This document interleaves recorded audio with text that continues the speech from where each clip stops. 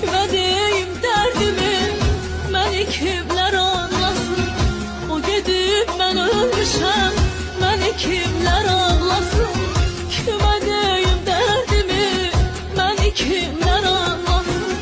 O gedib mən ölmüşəm, məni kimlər ağlasın? Göydə uçan quşlar tez getirin yanıma, mən onsuz ölmüşəm. Salıb onu qəlbimə gecələr həyatlara, baxıb onun şəklinə onu mən xatırlaram. Göydə uçan quşlar tez getirin yanıma, mən onsuz ölmüşəm.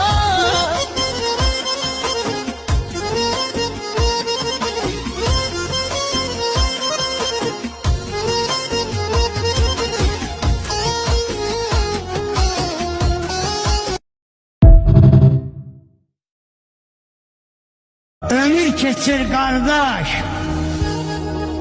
gün keçir kardeş.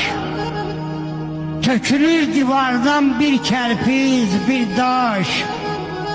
Düşür saçımıza den yavaş yavaş. Neyniyim haydi de kocalıram ben. Ancak kocala kocala ucalıram ben.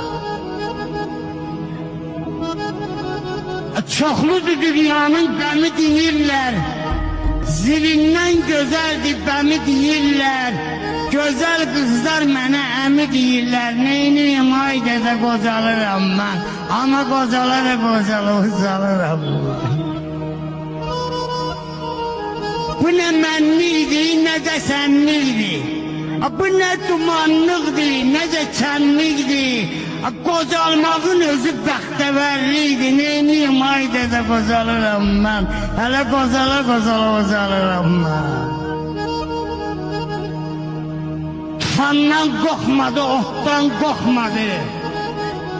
Amma tez ağardı baş qocalıqdan. Bitməz, tükənməzdi, kim bilir bəlkə kövrəldi gözəl.